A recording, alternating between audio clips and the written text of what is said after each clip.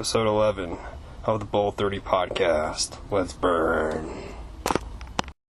What hardship you think you will endure, you take those to her. You say to her, eat these. Do not eat one of them.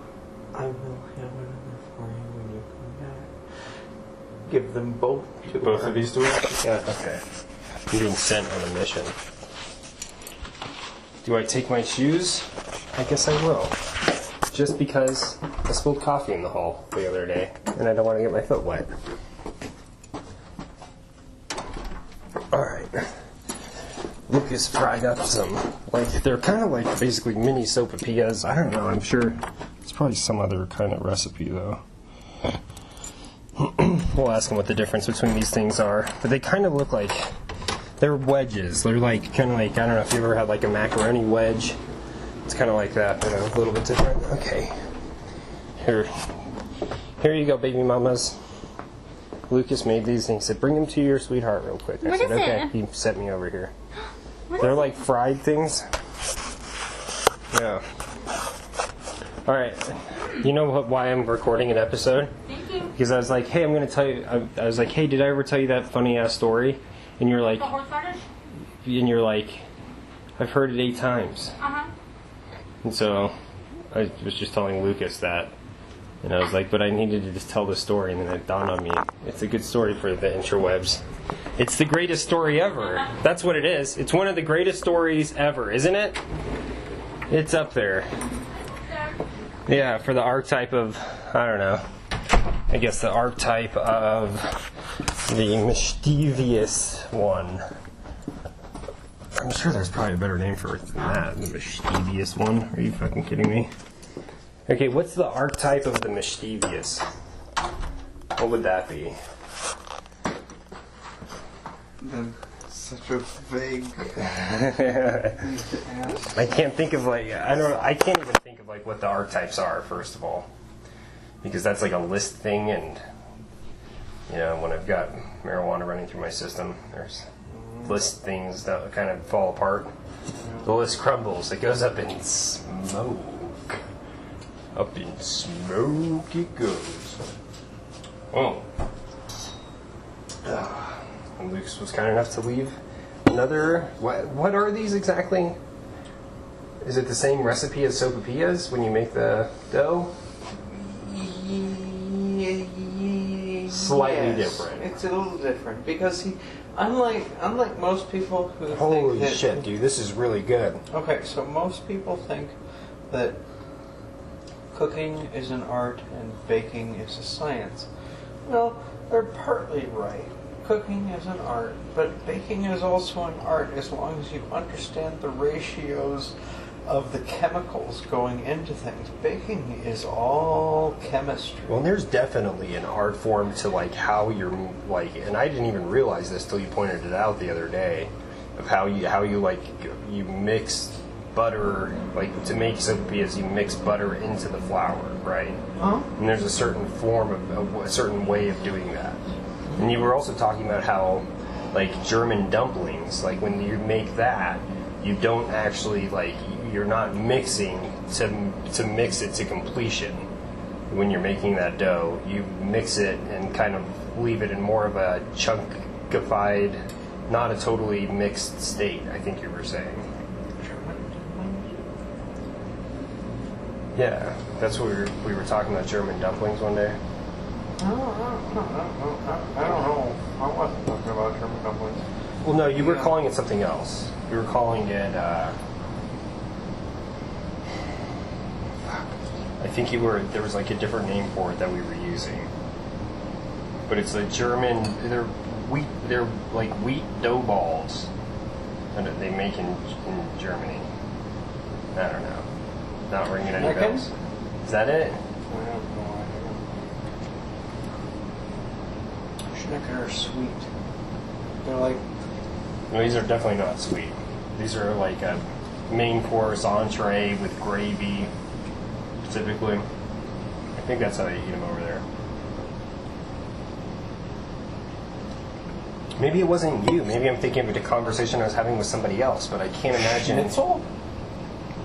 It's It's made of like floury. It's like a bread. It starts off the same way bread does. It's a dough, and you do they fry them? Okay, maybe schnitzel. I'm not sure. Who's me? Anyways, we're leading into the greatest story of mischievousness. It's actually not going to live up to being the greatest story of anything, but it's a funny story. Shall I commence it? Let us get to the proper setting. No. You have to like do the lead in, right? That's like the hook. Is that people listen and they're like, the greatest fucking story? Like, I have to keep listening. Really? You think that's going to get people listening? No, it keeps people engaged. That keeps people from changing the channel. By the way, this is some of the most delicious, whatever the hell it is that I've made. Your concoction? Yeah. It reminds me a lot of what I always wished sopapillas could be. Crispy and slightly meaty, with a fully cooked interior. That sopapilla, I guess you would call what you gave me a sopapilla, right? It's a small triangular, not and it inflated when you were frying it. No, so it was puffed up. They're triangular because that's the best way to get the most surface space out of them. Because you want them to puff up. Look how ridiculous this is. As we're watching a spider that's dancing around with like this headdress that it like pops up behind its head. It's a little like flap of skin. It looks kind of like a fan that it extends up, and it like uses it for courting. It's freaking crazy. Super crazy iridescent colors, yellows and reds, and it just got eaten. What did you do to attract your mate? I wooed her with intellectualism. Oh. Yeah. How did I win my mate? I totally changed the person that I was. I totally morphed it, cleaned up everything, cleaned up my car, and presented myself as a different. That's what everybody does, dude. My little brother, he started dating this chick a while ago, and like he lived with me the whole time, and never once did I ever see him fucking do dishes, right? And like I would wind up having to do them because I would get sick of seeing dishes piled up in the sink. And then once he starts getting a girlfriend, then he's like, boom. He was doing the dishes like every fucking night. Like anytime she was getting ready to come over, he would be spending like 4 hours beforehand, like cleaning up everything. And it's pretty funny. I'm like, damn, it's too bad you can't be yourself. But I think we all do it, Or I think it like you can. I think you can definitely use it as like a positive thing. Like, this is what alchemy is all about, right? It's about like transforming spiritual alchemy, or like alchemy as a way of life. It's all about transformation. So like transforming something that's like negative into something positive, right? So like let's say you get a call and it's like.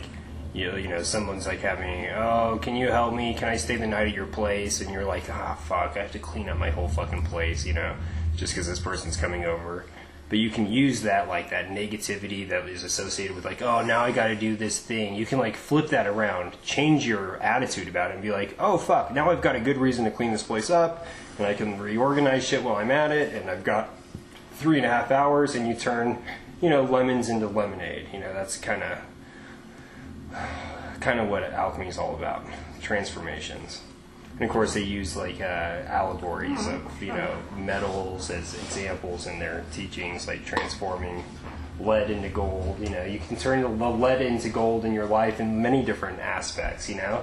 Look around and like identify the lead in your life, and you can use alchemy to transform the way that you're thinking, to transform the environment around you. It's a wonderful thing, I think. I definitely am not giving it justice with the way I'm presenting it, but I wonder if I can get Lucas to mute this, and then I'll jump into this long anticipated story. We're at 10 minutes in. It's kind of the perfect timing. All right, welcome to the Bowl30 podcast with Evan. And the other fella. And Lucas. And the other guy. So I've got this kick-ass story, right? So I gotta set the scene. So I'm living with my brother. This is my older brother who can definitely like take a joke, and he's very jovial most of the time, and high energy, and he shares food with people all the time. Like if I go out to eat with him, he's always like, "Oh, try this, try that." He's very intercommunicative, I guess you could say. So he's living with me, right? And I don't even know if he even did anything to piss me off. Like I think I just did this. Like I'm living with him. He's down in the basement. I know he's down there. He's watching a movie, right? And I had been down there earlier, and I was stoned, and I was eating ice cream, right? So I'm walking around eating ice cream. And, I went upstairs to the kitchen, and I actually went upstairs to the kitchen to eat some horseradish, because, I had a little bit of a cold, and, I'll hold horseradish in my mouth and let the fumes go through your upper mouth roof, and they go into your sinuses and clear you out a little bit, and I don't know. They've always helped me clear up a cold. So I went upstairs and I ate some horseradish, and, a spoonful of horseradish is definitely like an assault on your mouth, Like, it definitely takes a little bit of getting used to, but I've always eaten things kind of in weird ways like that for, health reasons and stuff, so I've gotten pretty used to it. So, I went upstairs and I took a spoonful of horseradish and I ate it, and then I was going to take another spoonful, and I look at it, and then I was just like, huh. So I walk right downstairs with that horseradish still on the fucking spoon. And I go over to my brother watching a movie. So I got the ice cream in my left hand, and I've got the horseradish on the spoon in my right hand. And I walk over to him, and I said, "Ice cream!" And he turns his head, because he's already seen I've been eating ice cream, turns his head, looks, sees the spoon, opens his mouth, and I put the whole freaking heaping spoon of horseradish right in his mouth. And then he's my older brother, and he's much stronger than I am. So then I was thinking, oh, he might be mad about this, This is 5 years ago, so we're 25 or so. I was 25, he's 26. So after I gave him that horseradish spoon, which I definitely I moved my elbow just right to make sure that it all scraped into his mouth, right off the front of his lips. And it got him really good, and I just immediately ran upstairs. It was just the greatest. That was a great time. And he ran upstairs right after me, but I think he was running upstairs to get water, and I thought he was chasing me down. So he caught me at the top of the stairs, but he actually thought it was really, really funny too. He was laughing about it. I am handing Evan a stick. A giant dad? A crystal stick. Oh. That has upon its tip a waxy goodness that will shatter his existence. It won't be too bad. It's an indica, not a sativa. Whew. I'm ready for it. This will be quite joyful. Thank you. If you missed last night's escapade, 2 nights ago. 2 nights ago? Was it 2 nights? Was the last time I smoked shatter? Well, we've been testing my rig. Did you just buy it? Thursday. Okay, yeah. So you did just buy it this week. Sweet. Now, I was thinking at first I was oh, I thought you had this for a while. I was you've definitely got there's some skills that you have to pick up if you're dabbing. I'm sure our listeners can hear that, right? They have to be able to hear that. I'm gonna move the microphone a little bit closer just to careful. hear it. Yeah. But that's the blowtorch. Lucas is going to commence the. It is not a heating time. blowtorch. It is a. It is a thermal exchange device. Well, I see the packaging here for it. It says. Okay, you're going to want to be very quiet about that. Do not mention any names. Don't drop any names for it. Just know that it heats things up very quickly. So perspective in life is huge, right? Like how we look at things and how we let those things like affect us. I would agree with that. And like realizing that you can change your perspective about things, especially if you're kind of willing to like give up a position. If let's say like someone says, "Oh, you're wrong," and then we want to fight and win, but sometimes it's just like fighting and winning is not the thing to do. That perspective is huge. And there's a great story that I've heard, and we'll attribute this to whoever it goes to because I'm not sure, but I'm sure you've actually probably heard this story. The story comes out of like ancient Japan, all right, and this is like 200-300 years ago. Okay, so no modern technology, right? So this guy, he's out.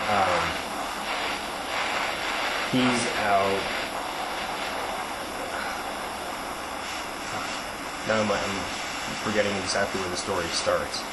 Okay, right. So this guy's like a farmer. He lives like in rural, China or Japan, rural Japan, right? So he's a homesteader. So one day he comes out and he sees that his horse got away. It ran away, right? And like that's kind of like hugely devastating because you use that horse for a lot of things on a small farm. That's like the only horse that they have, right? So the horse ran away, and like all the neighbors that came by, like when they were looking for the horse and asking for help, all the neighbors were like, "Oh, what a tragedy! What a tragedy! Your horse ran away." And the old man at the house, he said, maybe so. And his neighbors were like, maybe so. And they're like, oh, what a tragedy, what a tragedy. And he says, maybe so. He was wise. Dab break. Dab time. Okay, there you go. Holy shit. You gotta do it fast. All around the inside. This might be too hot. No. Oh, we caught too much heat from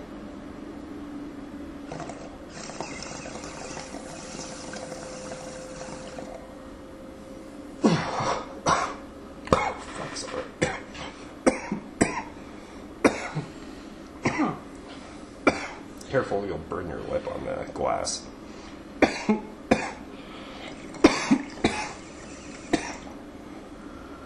Whoa, that was like way too much smoke right there. I'm gonna be thoroughly stoned. Let's see if I can get through the story. The guy's horse runs away. Everyone in town says, what a tragedy, what a tragedy.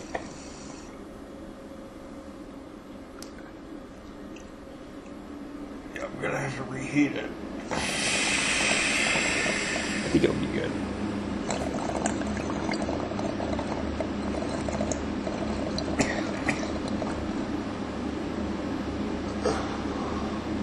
Oh, super dabs. Oh, I definitely don't need any more than that. Sorry, I like totally coughed out the smoke like a shit ton of smoke just right into Lucas's face.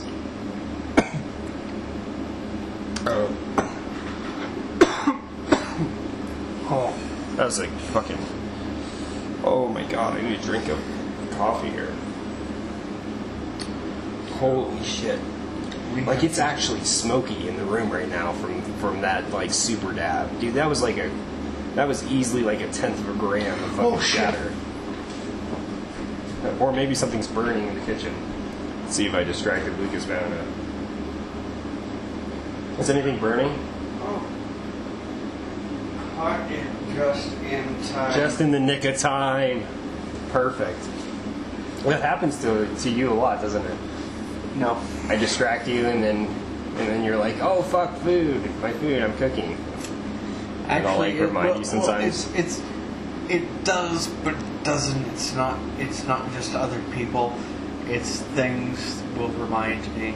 Just like randomly, two circles on this particular thing will cross while I'm reading a book, and they'll flash, and it'll be like, oh, I need to check on the thing that's cooking in the oven. Holy fuck, dude. You know what I'm saying? You know. I do not question the luck of the universe. I just accept it. And this story is all about acceptance, I think. And you'll have to. Have you heard this story before? No. Okay. Maybe it kind of changes from person to person a little bit, you know, like playing telephone, how stories kind of change a bit over time. So you may have heard this story, but so the guy's horse runs away. All the townspeople are saying, "Oh, you know, what a tragedy," and he says, "Ah, maybe so." So then a few days later, his horse just actually came back because it's a wild animal that, well, not a wild, it's a, you know, domesticated animal, and it returned back home. But it also took back with it like 11 horses, right? So the old man sees the horse coming over the ridge, and he says, "Oh, that's my horse." You know, he sees it from a ways away. "That's my horse that's lost."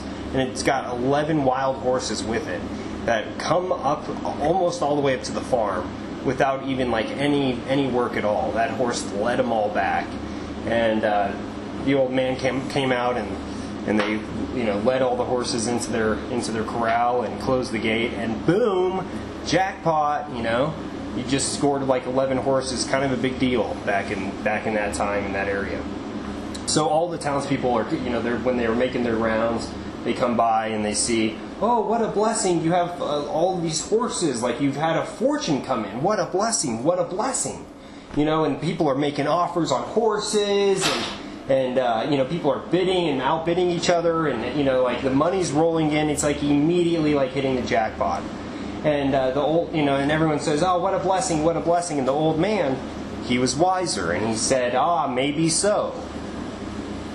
So then, like, you know, they sold off a bunch of the horses, and they kept a couple of them, and the guy's son, he's out there, you know, working with the horse and trying to whisper it. And he gets to the point where he feels like he can jump on the back of the horse after a couple days, you know, or well, a couple weeks. I don't know how long it takes to break a horse, but he thought he had the horse broke, jumps on the back of the horse, gets bucked off, freaking breaks his leg, you know, nearly gets kicked in the face.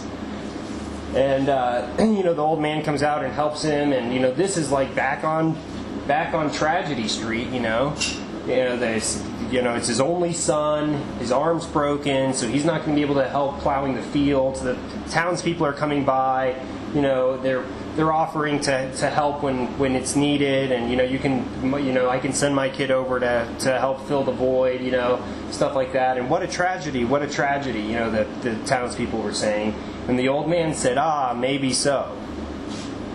A few days later, the military comes rolling through town. The country had gone to war, and they rounded up all of the young men, and they took them away. They took them off to war. They were drafted into the military at the time. Sure. So the kids all the kids are taken away except the farmer's kid with his broken arm. Even the army didn't want it, you know. Right. So you know, all the townspeople were jealous and hurt, and you know, they came by and they said, you know, "You're so lucky, you know, like what a blessing this is that your son didn't get taken off to war." And the old man brushed it off, and he said, "Ah, maybe so." Because, you know, with wisdom and with experience and with time and with memory, you know, you go through life and you experience the pluses and the minuses, and you can apply this story across your own life. You know, there's been times where, you know, things have happened for you that have been really, really good and really great, and everything seems to be going great for a period of time, and you know, and then there's times where things happen that are bad, you know. But you can draw lines back in your own history. I'm sure you can, to a time when you were younger, and there was that feeling that you got. Something happened, and you were either in like huge trouble or something, and you felt like your life was over.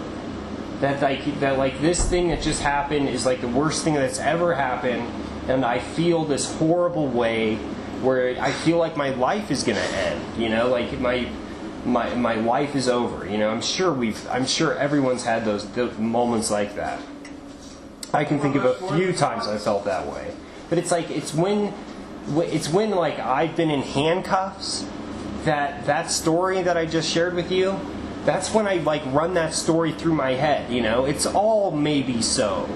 It's all, you know, like when I've been in handcuffs, I've like, you know, you can get really, really wound up really quick when you're in cuffs. But like, you know, if you just can stop and think, okay, you know, maybe, you know, there will come a time in the future when I look back on this event that feels so horrible now, and I'll be able to look back at it and say it was one of the best things that ever happened to me, because it's just an experience that, you know, forms your character. It's one of your life experiences, and you know, like, there's few things that have ever happened in my life that, you know, after coming to terms with it, I can look back on it and laugh about it, you know, with wisdom and understanding and hindsight being 20/20, and saying like, rather than like beat yourself up and rather than feel like you are your mistakes, there's healthier ways to look at those sorts of things, you know, when things don't go right.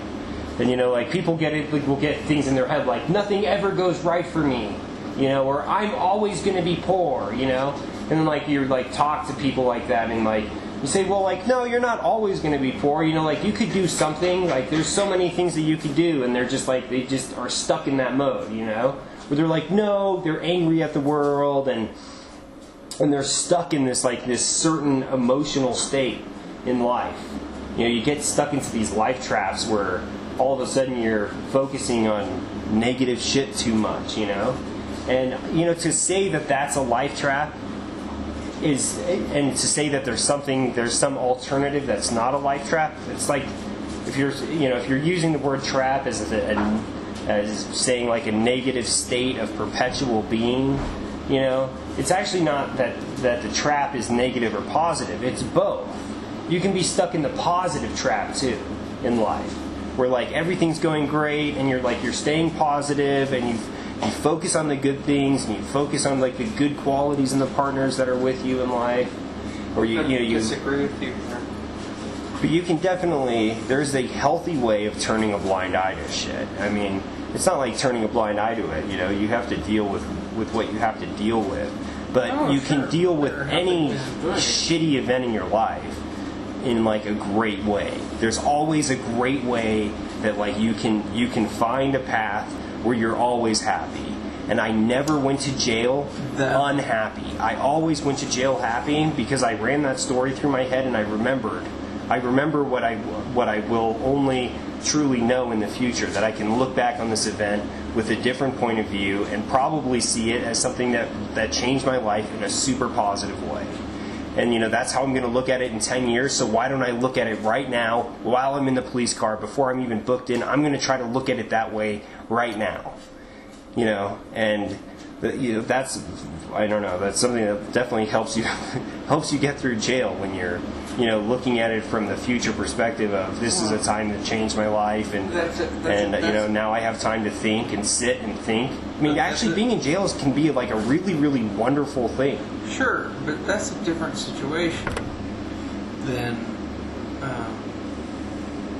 many other places. In jail, it's a truly, you have to think on a baser level. You can't think on a cerebral. It kind of depends. level. Like, I was in there knowing that I was only going to be in there for like about a week, you know, and I knew that for sure going in. Sure. So like, it's kind of, you know, if you're in there for months, you know, that environment starts to wear on you, and you know, the interactions that you can have in there that are unavoidable starts to wear on you. I don't know. That's definitely a tough environment to be in for an extended period, for sure.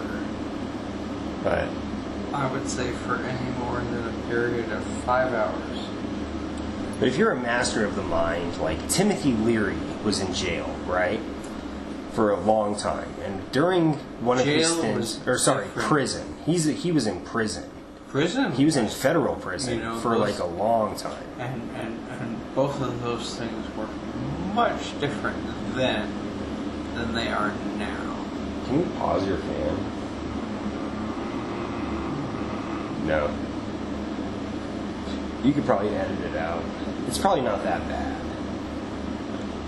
I don't know. We'll see. But, so Timothy Leary was in prison. I think he was in federal custody.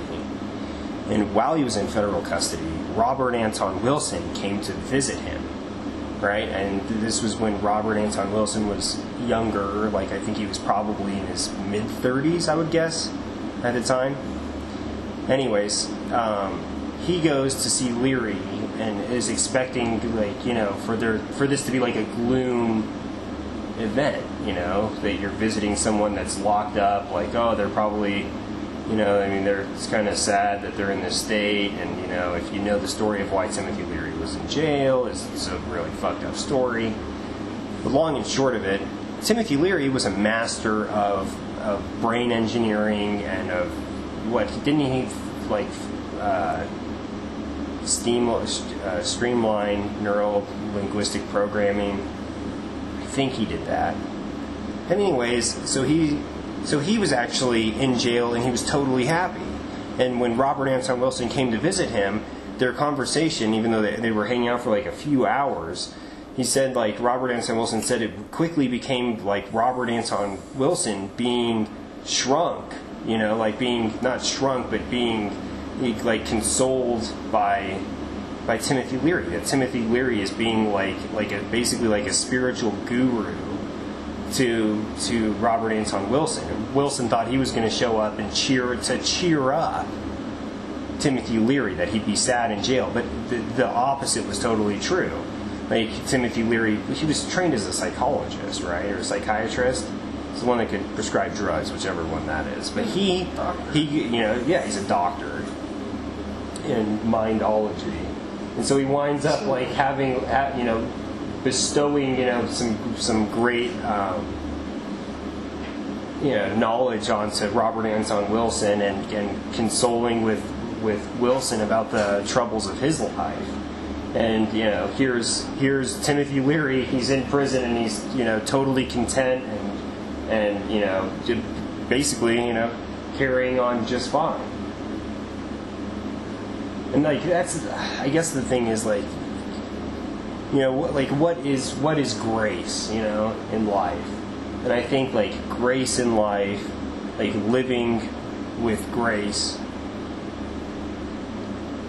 like to me that means like that's something that can be achieved, and that's achieved by finding a way to be more positive. Now here's like the hardest part about trying to like change up your shit, is that if you're like negative, like I spent years of my life being like super pessimistic and like very negative, like you get addicted to those emotions. You actually develop a physical addiction to the neuropeptides, which are like short chain amino acids that get released by your medulla oblongata, whatever, however the fuck you say that. That releases these peptides. So like when you're experiencing emotion, your brain sends a signal to that part of your brain to release hormones. And like those hormones are, you know, it's like a cocktail, you know, like those things are being spit out by that thing all the time. But it varies a little bit depending on your emotional state. And so you get hooked on even on specific peptides that correlate to specific emotional states. And you get hooked on it. So you're physically addicted to being angry, or, you know, like road raging. Like, you know, you can get physically, you get the sort of feedback in your brain. It hits your brain the same way that like smoking heroin does. It's like the same level of addiction. So the point is that, like, if you live your life for a number of years in a negative state, and you almost like you'll almost find like happiness in that negativity. Like you'll kind of feel like you'll feel good. Like with that feedback that you'll get will feel good in like a weird, unhealthy way. And if you get to that point, being happy is actually somewhat like, well, it's unfamiliar and it doesn't feel good in that same way. and so it can take like up to like a year and a half of being positive like most of the time to get to the point where you're actually going to feel good being positive. It's like coming off of a drug. There's like a perpetualness to your emotional state and your feedback loop, your biochemical feedback loop surrounding it. So, have you ever heard about that? They cover it really well in a movie called What the Bleep Do We Know? Have you ever seen that movie? I have not. And they made a sequel to it called What the Bleep Do We Know? Down the Rabbit Hole, and it has a random number generator built into like a program that's on the disc that can be like run by like any DVD player. So you put the DVD in and you can select by random generator how long the movie will be, because there's like a 2-hour version and then like a 4-hour version which encompasses the first 2 hours, but kind of like expands things out all the way up to like 8 hours. What's the point? Well, they talk about random number generators in that documentary. But it's not a documentary. It's a production film. But it's they do research. They talk about research that was done using random number generators and seeing if it could be altered by like human consciousness interference. Dude, I'm so surprised you haven't seen that movie. Like, I gotta tell you, like, you have to watch it. You like absolutely have to watch it. It's like it's something that I think you will like a lot, big time. It's right up your alley. And anybody that's listening, like if you have not seen What the Bleep Do We Know, definitely watch it.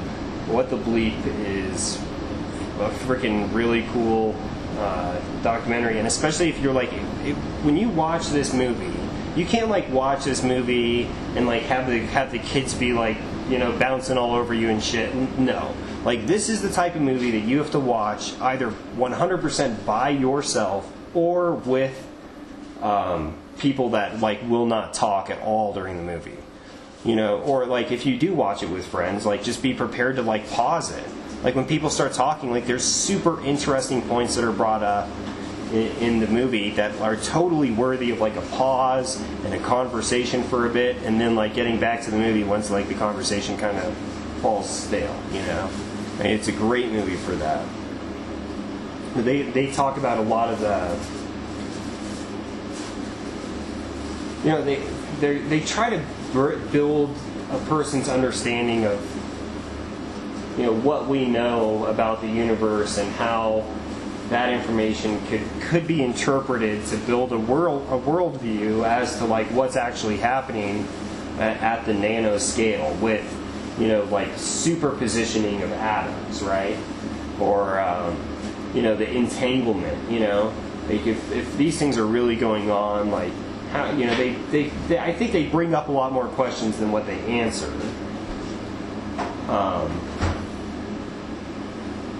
But there's something that's really beautiful about life. There's something that's very beautiful about the form of a snowflake, that crystalline structure. I mean, there's something that's magnificent about crystalline structures at all, anyways. Who is it that Rupert Sheldrake? He includes in his hypothesis like that if something crystallizes once, like if you create a new crystal, then like the next time you make that crystal, it'll form like more easily and more quickly, right? So scientists can mix together all sorts of molecules that would probably like, or are known to like, that like there's never been seen a crystal of, you know, this combination of molecule, because it's like some new molecule that's been synthesized and it's totally inorganic and totally Frankensteinish. But they like, if they know that they can make a crystal out of it, that they can grow a crystal, they'll grow that crystal, and the first time that they grow it, like they'll run through the process and that they come up with, that they'll use. That's a standardized process of probably, heating up the liquid and trying to super saturate it somehow, and then you lay it out on a tray and let it dry. And they recorded their results of how quickly these quick crystals grew, and like how large their volume was after such a period of time, maybe 2 hours, right? And then measured them again and went about it very scientifically. The hypothesis, of course, is that the next time that they synthesize the molecule, it synthesizes faster. It grows, the crystal grows faster. Check this out. Yeah. You give some science students a problem. You say synthesize something, or they accidentally synthesize something. Then somebody says to them, synthesize more of this. Do you think the next time they're going to synthesize more? No, wait, do you think the time after that they're going to synthesize even more of it? Well, no, this is with growing crystals, right? So there's a setup to the experiment, and then you're setting it down, and then you're recording the results after the human intervention is done. Okay? How are you mimicking how things are grown down underneath? Well, have you ever grown crystals like on a plate? I have. Okay, I have. so I've grown alum crystals. I've grown sugar crystals, and no. So what they do is they take a totally new molecule that they've never found in nature before, some freak molecule that's new, right? That they know will also crystallize. Okay. Right, like LSD-25. What is LSD? That never occurred in nature before Alfred Hoffman was mixing with his ergot derivatives and doing chemistry on LSA, and he created LSD, right? And it's a slightly different molecule, but it's a new molecule that, as far as we know, there's no history of it ever being on this planet, okay? And that's kind of, maybe the planet is the outer limit of our collective morphic resonance field of communication, that it only exists, where people are, like it follows you, your own little cloud, wherever you go. But when you're like on Earth, everyone kind of connects together, right? Your morphic resonance, Wi-Fi, telepathic, deliverer of instincts and the knowledge base for growing the form of your body when you were still growing as a younger being. What? Yeah. Exactly. Now I'm trying to backtrack to what I was talking about before in my brain. What were you talking about before? You got me so worked up about whatever it was that you're talking about now. Oh. You came over and you said, oh, crystals. Okay, so it's a new molecule, right? It's a totally new molecule that's never been documented to have been made on Earth before by any other scientists, and we've never found it in nature. So you take that new molecule, it's never been crystallized before, so you set up the experiment to crystallize it. You set up, you mix in, a certain amount of, this material into an aqueous solution, and then you let it sit out to crystallize, right? Or, there's other ways of doing crystallization. But they found that, like, that first time that they crystallized this new substance, that the crystals grow at a slower rate the first time that they're grown. Then, collectively, like, the next time that they grow it, the crystal itself actually grows faster. And then, like, the next time that they do it, the crystal grows even faster yet. Okay, that is... And he's saying that even like something as basic as crystalline, like the information for like, if you don't know this, like there's when a crystal forms, there's like many different ways that crystals can grow. There's like there's not a single. That is one of the most ridiculous things I've ever heard of. Of course, it's going to grow faster the second time.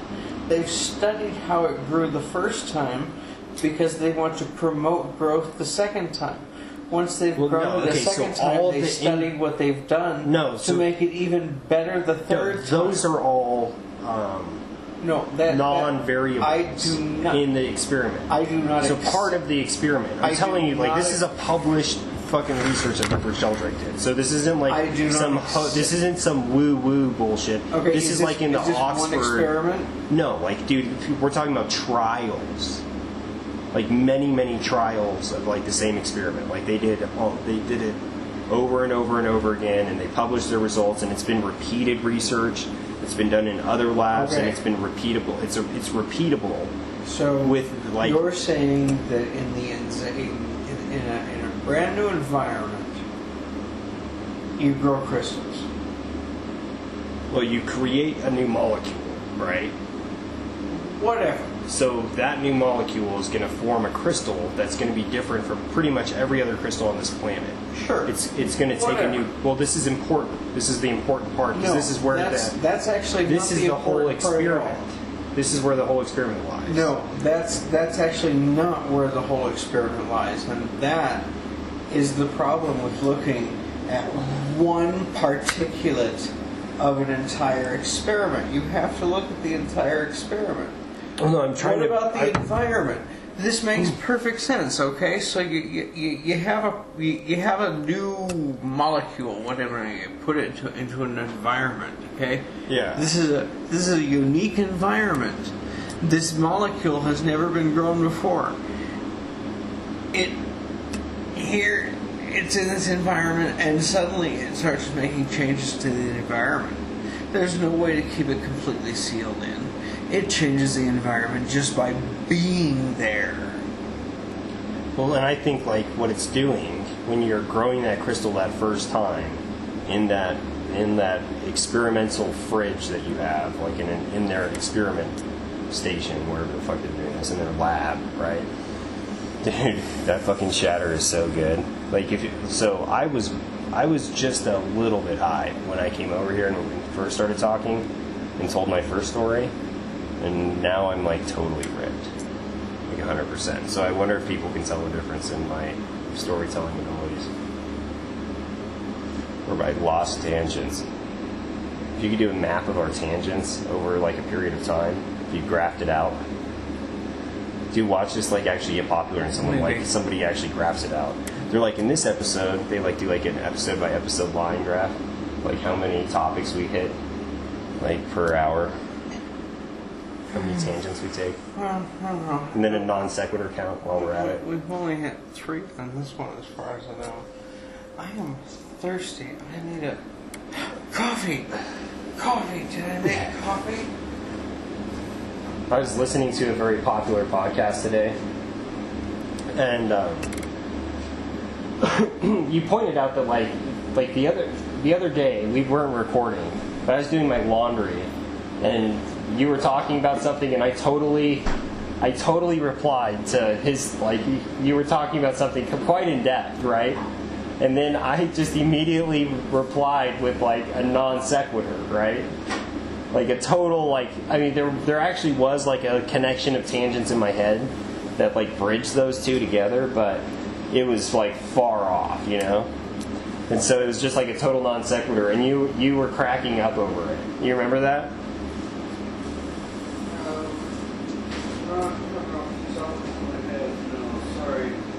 Well, the point is, Lucas doesn't remember it, which is okay. But the point is that you brought to my attention the fact that Lucas literally you were like dying laughing because of this non sequitur, because it was like, it's somewhat of a rude thing to do, isn't it? Non sequitur, sequiturizing conversation. No, not necessarily. But you pointed out to me that it's something of comic relief, actually. It is. Like, especially in typical banter, you know, like you can you can make a whole joke just out of like pulling off like a funny ass non sequitur, you know, just by immediately jumping topic to like something totally different than like what the last person was talking about. Well, no, that's a segue. That's a segue. You can have a segue that's a sequitur, but Maybe I don't even know what a non sequitur is. Technically. Okay, so the Latin for non sequitur is does not follow, and it's humor, which you're led the story, the straight man, the whatever it is, leads you in one direction, and then the punchline is completely from left field. It's a non sequitur. It does not follow. So I'm traveling down this sidewalk so a non sequitur here. has to be comedic to be a non sequitur. No, not necessarily. Does not have to be comedic. It's most often used comedically because it's so very tragic, because they're usually, as with most humorous things, true.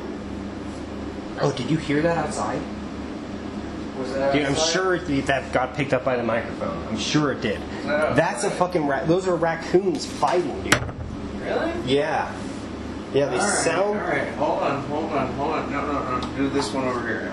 Over here. No, that one. Oh, the big one.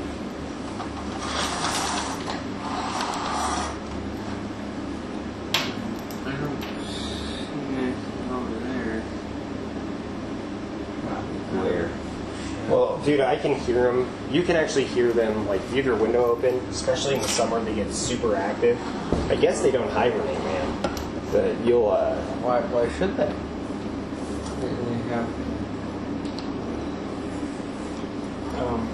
They have, I mean, how cold has it been?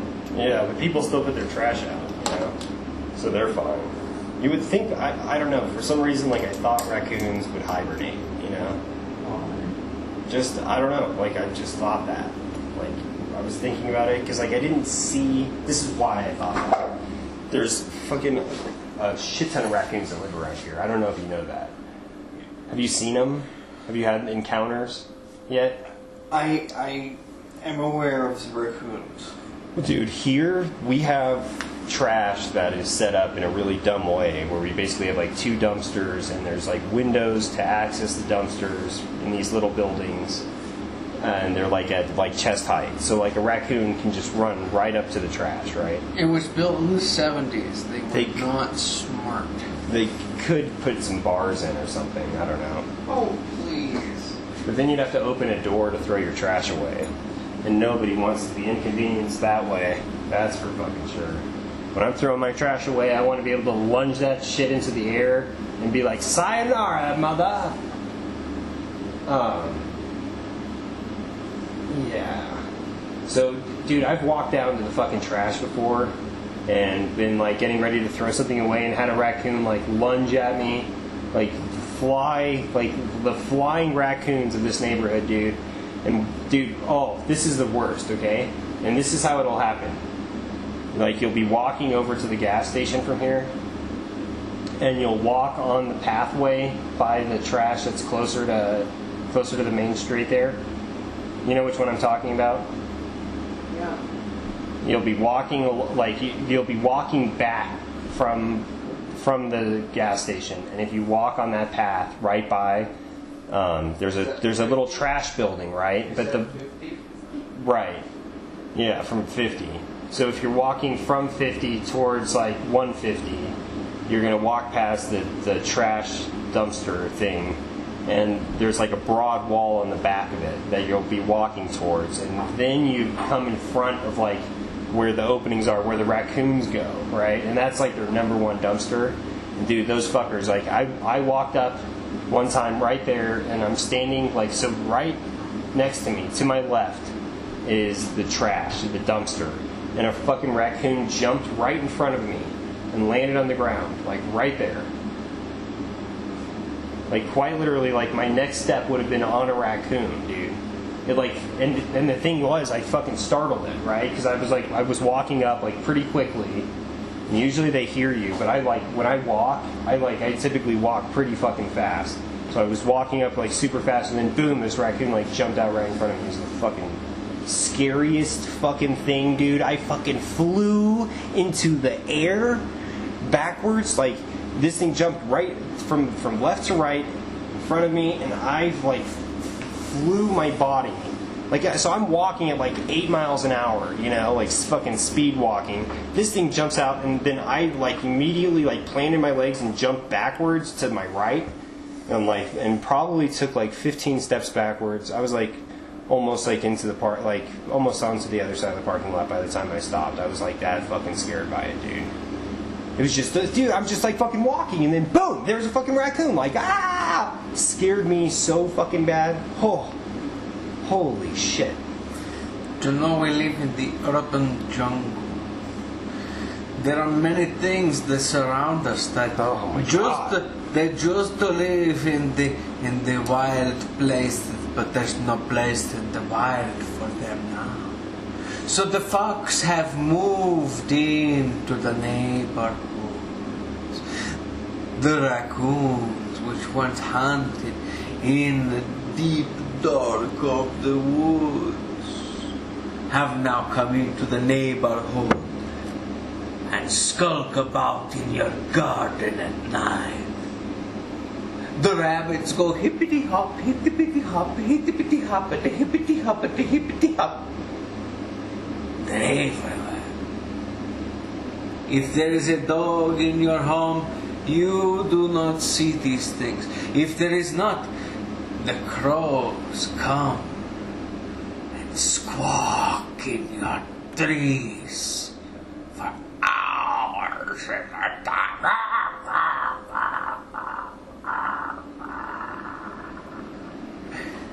But Lucas, you have to ask yourself, sir, Yeah. do you know what is the worst of the urban monsters? The crack fox? The one that you cannot speak about ever. You'll never speak. If you see it, you tell nobody. Voldemort? You'll never get laid again if you tell anybody. Voldemort? No, worse. Oh. Because it's real. It's not just fiction. Oh, it's real. It's real. The privatized tax account for health savings. Is that real? I don't know, but no, that is not the correct answer. Oh, We shall try again.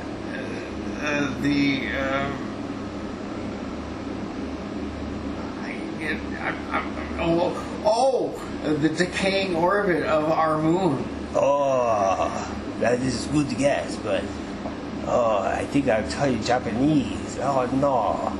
Oh no. No, you're wrong again. It is not decaying orbit.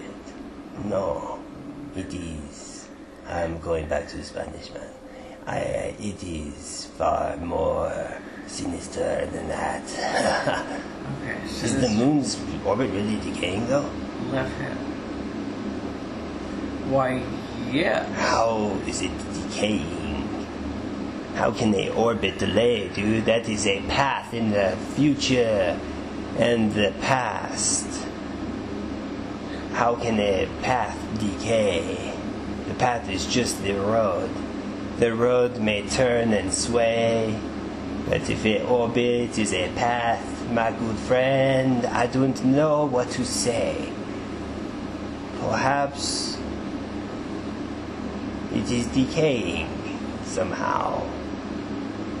But the moon's trajectory is changing constantly. How does it change, sir? By of a percent. So it's slowing down, though. Sorry, folks. I meant to say, so it is slowing down, sir.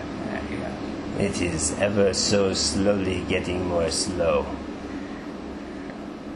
That is the correct statement. Isn't that fascinating? I hope that some of the goofy things that I say become little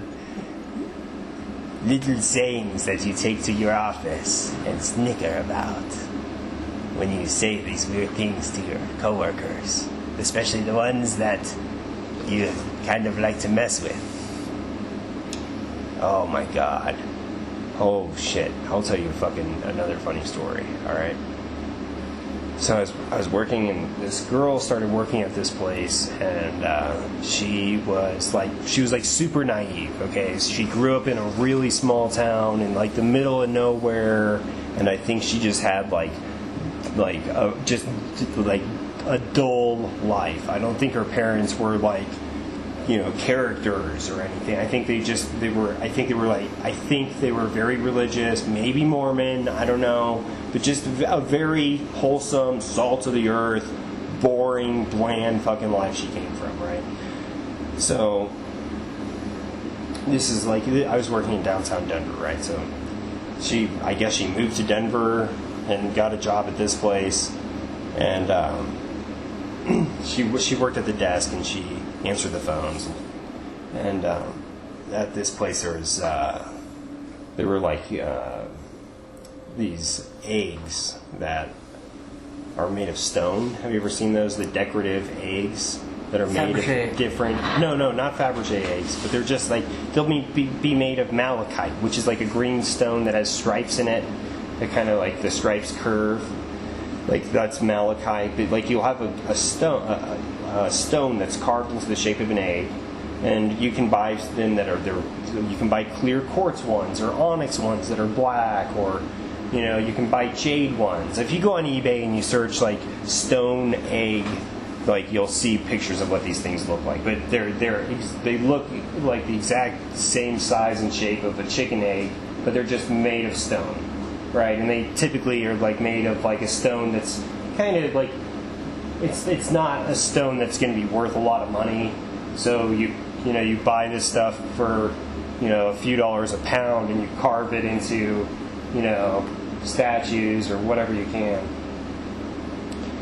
All right, so this girl, she asked me one day, I'm like walking by, and she's like, "Hey Evan, what's this?" And she shows me it. And I knew exactly what it was, but it wasn't like a very, So I was like, "Oh, that is a dinosaur egg." Yep, that's a dinosaur egg. It's worth a lot of money too. I think the owner bought it at auction for like hundreds of thousands of dollars. And I just kind of like take it out of her hand and kind of like rattle it around a bit and say like, "Oh, you wouldn't want to drop this." And then I kind of like dropped it sort of like on the table, like knowing it wouldn't break. And just to kind of like, I'm just like, maneuver. Dude, I just do weird shit sometimes. You gotta have fun with life. Like if you don't think of funny things to do like that. So I did that, and I knew going into it that she wasn't going to get it, at all, and that she would probably take whatever I said as 100% fact. Okay, and she did. So then like, a few days later, I came into work, and one of the owners came over to me. She was like, "What did you do?" And I was like, "What are you talking about?" She's like, "You told that sweet girl. You lied to her. You told her that that piece of crap quartz egg was a dinosaur egg." And I'm like, "Yeah, I think I was like, did I say that?" Like, I was like, I guess I did. It was like, like kind of came back to me, like I forgot. Like at first she was like, "What did you do?" Like I was in big trouble, right? But like I know I'm not in trouble. Like it's just a funny ass fucking joke, And then she tells the other boss, and he thought it was freaking hysterical, of course. And then like I'm like, "Yeah, that was pretty funny." Like now that I think about it, it's like, but she like thought for sure. She's like, I guess what happened was the owner, the female owner, she came in, and she and that gal behind the counter, she thought that like she knew something about gemstones, right? Like she had been given like this crazy information, especially with the way I presented it to her. I was like, "Oh, you know what that is?"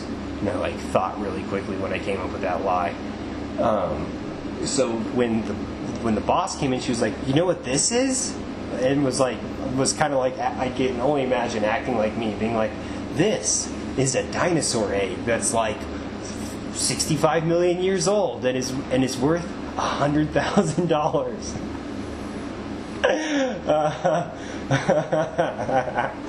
And then the owner's like, who told you that? Oh, Evan told me that. Oh, did he?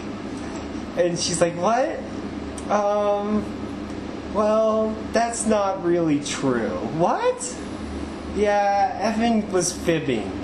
He was probably playing a joke. Was the word fibbing actually used? Because I like the word fibbing. I know.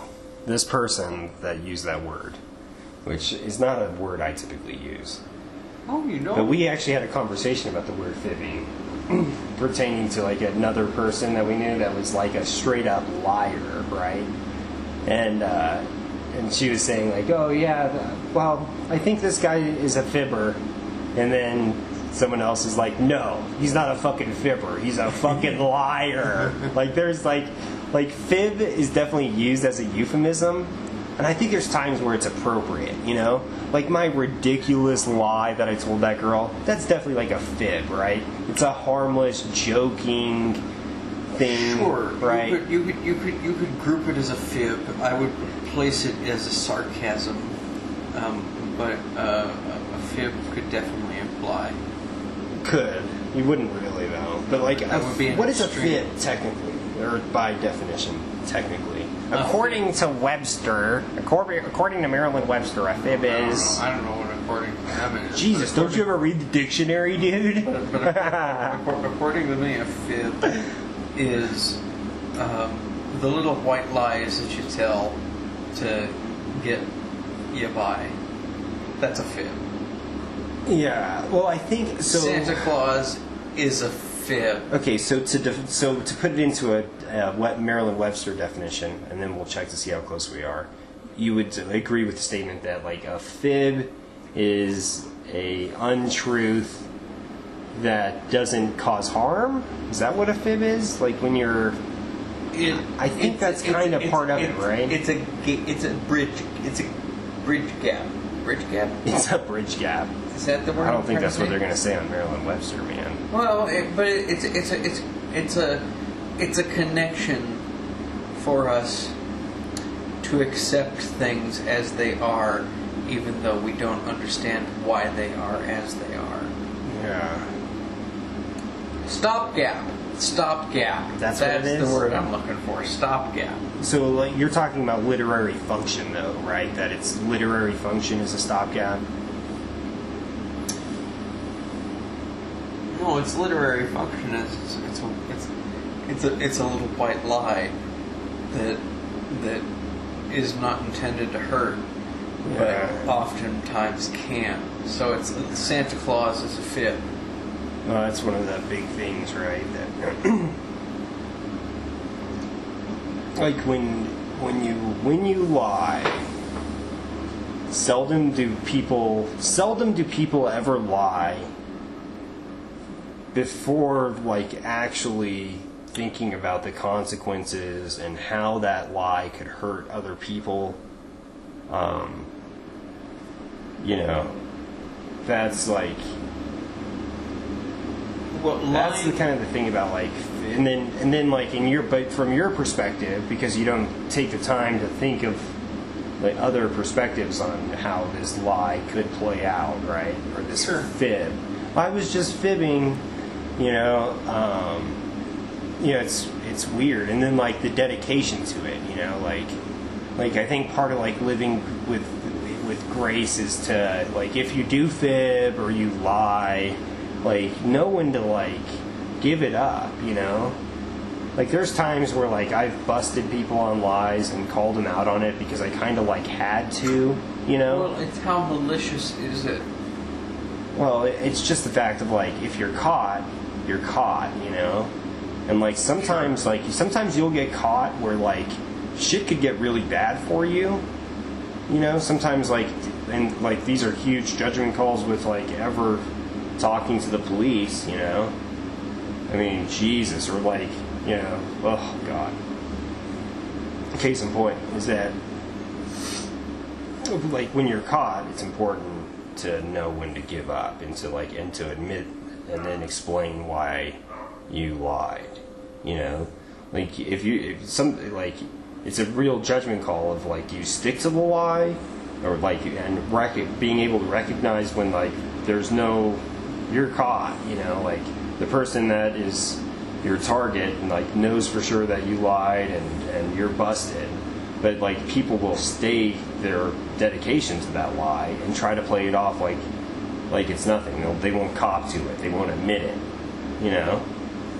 And I mean, you've had it? I'm sure you've had interactions like that where you've busted somebody on a lie and they won't come clean.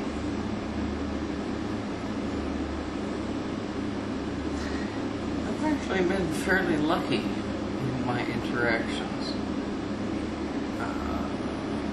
Typically had civil discourse and things coming to a complete civil guiding, you know, up to the reveal, and then after the reveal, things may have gotten petty and ugly, but you know. But upon like the point of reveal, it's like I've definitely had moments where like I knew something happened, and that God, this is actually a good story, but I'll tell this story at another time because I kind of need to go through it and clean it up a little bit so I can deliver it well without chopping up with names and shit. But I had a relationship with a woman who was a fucking mental tyrant, like the worst kind of person you could ever wind up being with. Okay, like as far as like personality types go, like the pathological lying type is like one of the worst to be in a relationship with. And I've dated other pathological liars. One of them after this one that I'm talking about, who even with her, it was like, well, it wasn't as bad. Like there's definitely varying levels of how crazy you can get them. But this one was super crazy, and would lie about like shit for that like wouldn't even matter. But there was a point where she had cheated on me, right? And I knew it. And that's kind of like that's the start of that story. She cheated on me, and then I knew it. And that's it. And the reveal that I knew it came like almost a year later, like 6 months later. You know, like I had like sat on that, like I knew she was shitty and that she lied all the time, and you know, and I had come to terms with that, you know, by that point. And so like I just, there was like a point where she pissed me off like super bad, and I was like, oh yeah, well, you know what, I know about this, and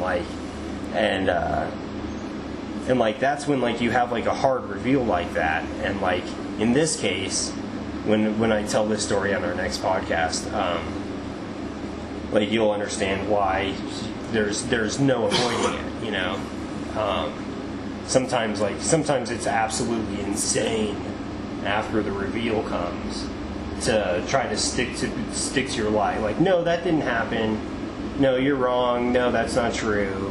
You know, like sometimes like if there's overwhelming evidence that can't be denied, you know, that's clearly when you have to give up, you know. But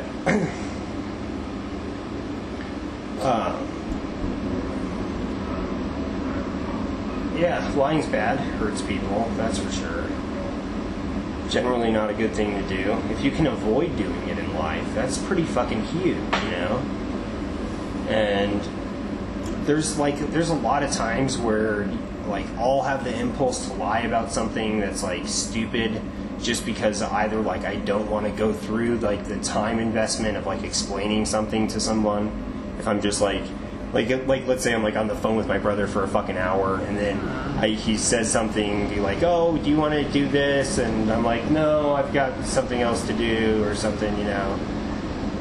That's a fib. You know, when I'm like trying to get off the phone and I basically like I lie, you know. I'm like, oh, you know, I gotta go because this. But if you can avoid doing that, even if you can avoid lying, like and like make it a point, and like try to don't make it like a New Year's resolution or something. Just do this. Tomorrow, don't fucking lie. Like, try not to lie the whole damn day, you know? And like, if you try not to lie and not to turn what would be a lie into like a white lie, but like when you find that you're lying, it's because you're trying to conceal something, right? And like, sometimes it's easier to just conceal than lie to somebody, especially if it's like a subordinate that asks you something like, hey, I heard that we're gonna have Jon Stewart on the show next week, is that true? And you can't tell him because he's gonna go Snapchat about it or some shit. And it's probably easier just to be like, no, he's not coming on, you know? But if it's like a surprise thing, right? But you can't tell him, you can just say, look, dude, I can't tell you about this shit, you know, and be assertive. But rather than being assertive, we choose to lie most of the time. I think that's a huge reason people pull off what are white lies, right?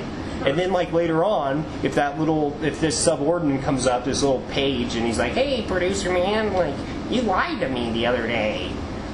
Oh, I did? When? I asked you if we were going to have Jon Stewart on, and here he is. He's here today.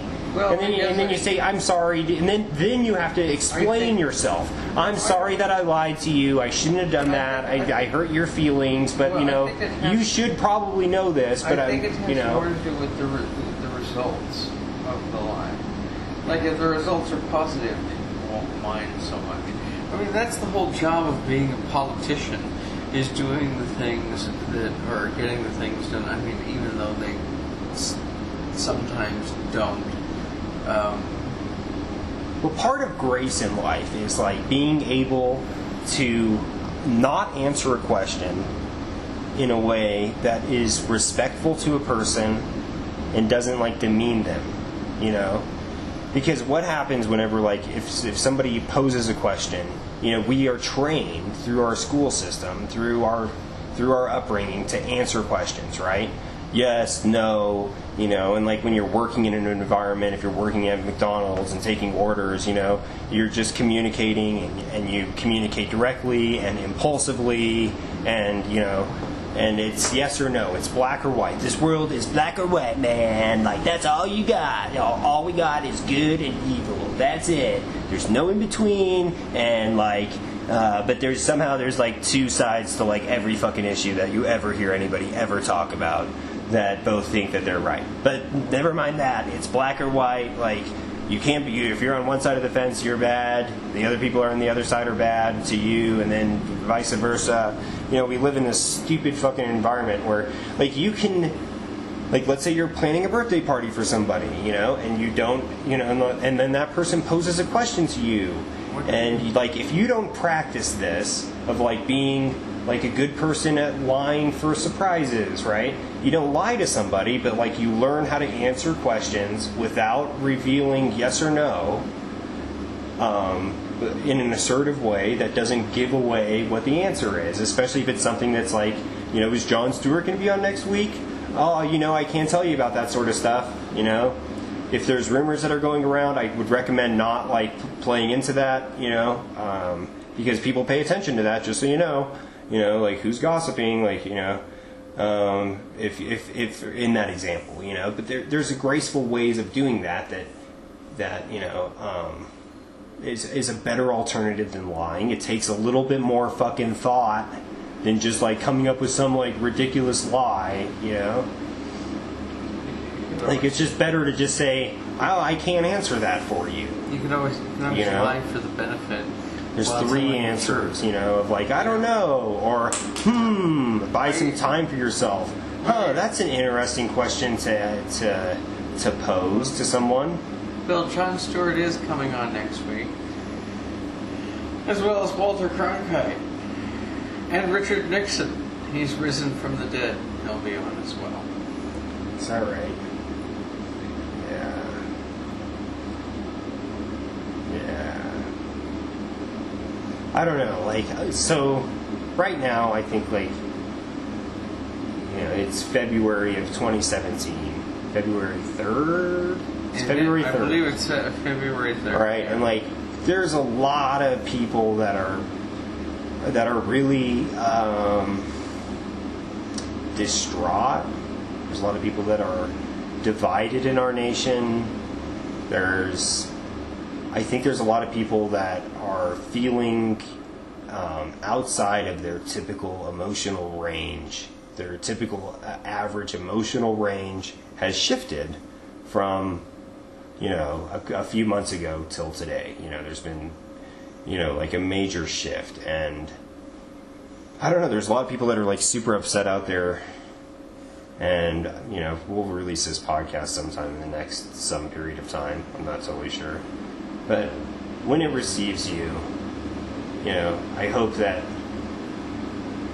my 31 years of wisdom, which isn't much, can help you get through life more fluidly and more happily. I think that's kind of like the purpose of life, is to be as happy as you can, like as much as you can. And happy doesn't always necessarily mean like bouncing around, being a bubbly, annoying person, like it doesn't necessarily take that form. Like happy can be like you sitting and reading, if that's your thing, or you going out and playing paintball, if that's your thing, or you doing stuff that like you like, and like talking about things that you like, and living a life that you like, and sometimes it's very hard to reach those points and to have those experiences when, every time you flip on the news, you're pissed about it. I would just like to say, bring on the chocolate. Paint me with the chocolate. Lucas is like leaning back, like he's like a Roman, like he should have a toga on, and be like you're doing like the Roman emperor thing, where like you're holding the grapes above your mouth and like dropping them into your mouth. It's so funny. For those of you that can be fun too, I guess, for a while. That is the hedonism bot.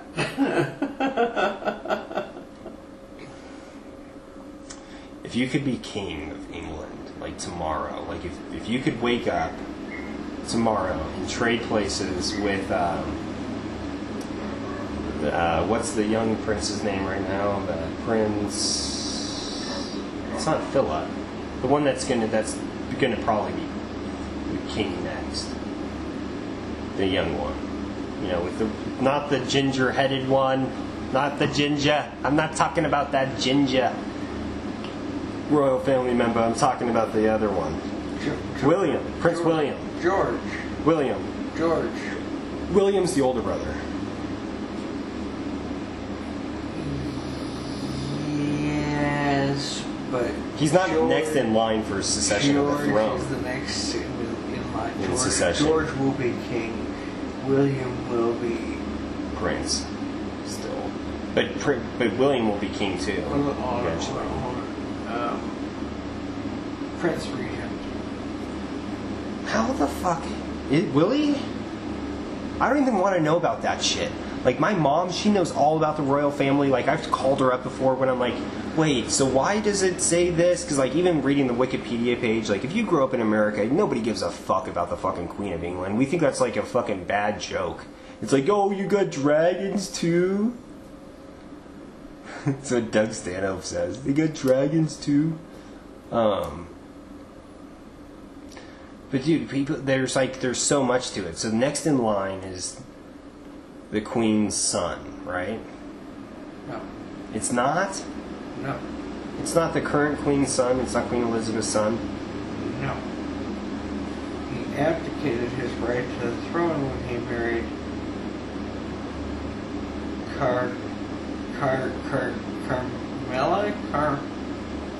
Carmilla? Are you sure? Positive. Because she's the Duchess of... Yeah. Okay, well, I'm pretty sure that William is... If that's the case, then William's next in line. No. Yeah. No. Yes. I'm pretty sure about that. No. Look it up. You can look it up like this. please do, and tell me if I'm wrong, because I would love to know. Someone will have to look that up. Because I believe that George is next, and that would be Andrew's son. Prince Andrew's son? Yeah. Yes. Andrew? I think you're wrong. And is it George? Is Prince William's father the one that was married to Diana? What? Who? Okay, Princess Diana was married to Prince Charles. Charles. Yeah, he's technically next in line. No. Yeah. He abdicated his. No, I know. place in I'm saying line. that technically No, he there- would no. be, if he didn't abdicate it, he would be next in line. Then there's because no he's tech- the son of the queen. Oh, Okay. see, I don't even want to get into this. Why are we even talking about it? I don't have even- no idea. I was talking about. I came onto this topic all right, because talk about something if else. you could, and I think I know what the answer is. If you could trade positions with Prince William No. and eventually be king, No. you wouldn't do it? No. What the fuck, dude? I am You an- wouldn't want to be king? Fuck no. I am an introvert, and I hate when people know things about me. But what about like? So I don't like coffee, and I hate weed. oh, you have one cigarette left. You go ahead. I can smoke your last cigarette. Yeah, go ahead. Do you mind if I tell our viewers what kind of cigarettes you smoke? And you really only smoke like one cigarette a week or something, right? You're on the vape pen, not vape pen. Yeah, that's a fake pen. I mean, it's a The rig. Yeah. I like your choice of cigarette. For some reason, I think of it as like a Colorado thing. I don't know, but you smoke they're- American Spirit. They're made in New Mexico, so. Yeah, in New Mexico, basically, I mean, they should just rename New Mexico Southern Colorado. That's what I think, because, I mean, like, Trump, you gotta, if you don't like Mexico, you gotta remove that name from many of your state's names, right? You gotta cross that one off the roster. Lucas's eyes are closed, and he's just taking a deep breath, and he's like, "Did Evan just see me?" He's shooting me with a fake phaser. How long until the iPhone has a laser on it that's a self-defense weapon? What iPhone's gonna have that? As soon as we have pistols with. Which iPhone has the lightsaber attachment? As soon as we have pistols with personal identification codes. Yeah.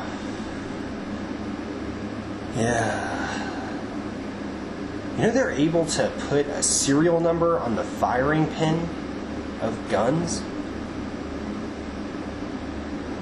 Like, if you don't know what a firing pin is, it's kind of like, I would say, compared to a thumbtack, a firing pin's diameter is a little bit larger than a thumbtack. Maybe it's like twice the diameter. So, I mean, it's almost like the size of like a heavy gauge sewing needle, like a pretty good size sewing needle. But they can engrave on the tip of the firing pin a serial number, so that if a weapon is used in a crime, it leaves behind casings with a serial number on it. What a good idea. Yeah, they do that too. How many angels dance on the head of a pin? That's like adds. That's like the perfect statement to follow up. For follow up, I have to applaud that one. That is like poetic genius, dude. Talk about bridging some gaps there. No, that's just unnecessary correlation. I wonder how bad our jet fan in the background sounds. Oh, it's not as bad as you think it is. If I can get away with doing The grinder. the grinder. I wonder, is that easy to chop out of audio? Is it? Wow. I don't know how to do any of that shit. Like the last time I ever edited a video was actually just a couple days ago, but the program basically crashed on me, and it's Windows Movie Maker, so it's the free one that comes with a Windows system, and that shit fucking sucks, dude. Like the fact that Microsoft, fucking deliver a decent product for the love of God. I mean, what the fuck? They couldn't spend the $10 or $20 million developing just a better interface for the fucking thing. My God. They didn't build it for your purposes. Dude, it is like... They built it for the purposes of somebody who's putting together home videos or stringing together... The program has a button that you hit to, like, automatically upload it to YouTube. Right? Or to other social media. Right. And, like, okay, like, I should cut them some slack. I shouldn't just, like, bust Microsoft's balls like that, because the program actually does have pretty much all of the basic features.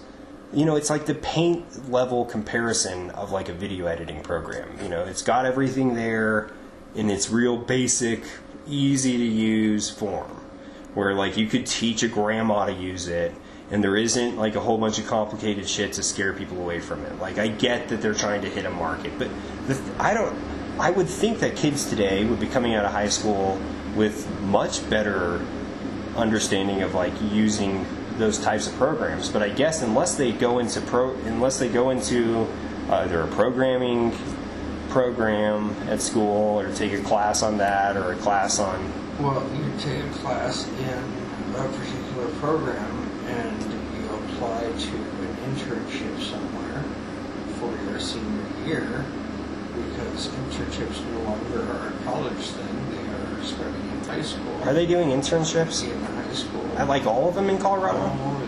Almost all of them, yeah. Did you ever take a keyboarding class in high school? I did. That is the one class that, like, I highly recommend, like, for elective classes, fucking take the keyboarding class, like... Because that's actually where, in that class, that's the class that I learned how to really use Windows well. And she showed us, like, a lot of tricks on how to, like, you know, like, a lot of people don't know you can double-click the top banner of a window to maximize it. You can just double-click it anywhere, you know? Does this still work? Yeah. Oh. Well, now they made it even better where you drag the window. So just click and drag over to the perimeter anywhere, and it'll maximize it as well. And then there's a hotkey for it too. But I have a feeling that people aren't going to be using computers. Like, I think that, like, the heyday of you know, going and, like, diving in and you know, like, with Windows XP you could fuck with shit, you know, like, pretty easily. And you can tweak it a lot, and, like, you can kind of get involved in, like, doing some more advanced stuff that is not anywhere near a professional level, right? But, like, with the modern touchscreens and smartphones, like, I think most people are on their fucking phone, and, like, unless you're building an app, you're never going to do fucking coding or ever get into it. So, like, you know, basically an expert on, like, using a system now is someone that, like, you understand where to go to change this setting, you know, or you understand, you know, swipe right to pass, or, you know, if you're using Snapchat, scroll up to, or scroll down to add users, you know, like, actually knowing how the interface works is kind of like, you know, that's kind of like the skill set of being, like, good at using a smartphone. Like, and that's what kids are. Kids are good at that. They know all the fucking tricks, and I don't know half of the ones on my fucking iPhone. There are departments and companies now devoted to social media. Yeah, so, like, a bunch of people are working and just doing social media all the fucking time. Sure. That's so funny. You know what's crazy is that there's people that, like Media Matters pays people to troll on the internet. And not just Media Matters. That's a story. Not to just bash David Brock. That's a story that was invented to delegitimize what Media Matters does, which is tells. But no, I mean, it's well known that stories. Not to get into the politics of it all, the left and right of it all, but I mean, it's well known that governments hire and corporations, they have people that go and will, either covertly comment on stuff, using like a hidden identity, like somebody, like I knew a guy that worked for a big company out here that provides television service, right? I wonder how many of them were influenced by Russia. But, he would go on, he would search the web for any negative comments that had been made for this company, and he would either sign in to an accounts that were all saying that he was a representative of this company, and he, that was one thing that he would do. Or the other tactic would be using, I don't even know what they call them, burner accounts or whatever, but they would present an alternative opinion on message boards and pretending as though they're just some other member from the public. So, if somebody comments on an article on, 9 News bashing this company, he would go in under his personal account on Facebook and comment saying like, oh, well, I've always had great service with them, so I don't know what your problem is.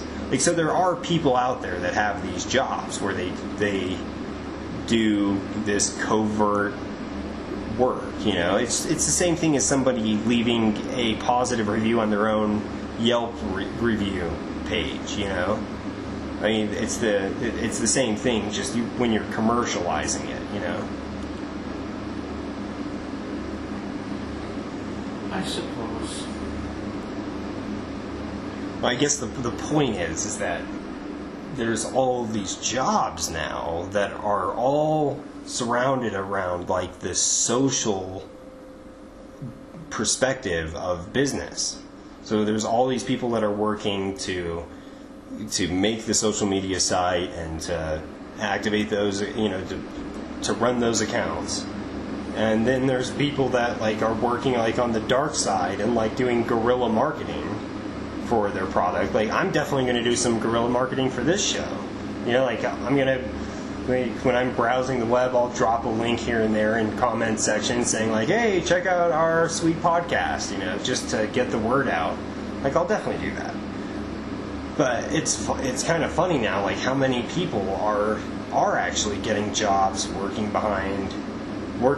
working on the internet, on this new medium that never existed,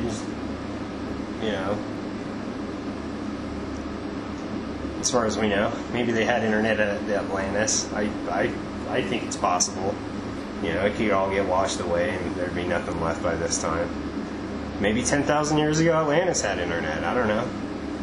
Maybe I'm totally wrong. Or maybe on another planet there's another species of humans that have evolved from the rocks, and over there on that planet.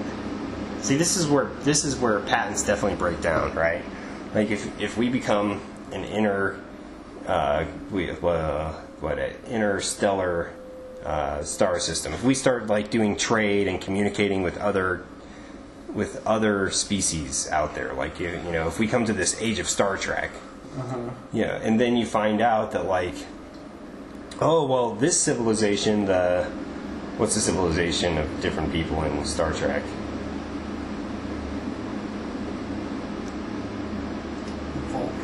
The Vulcans.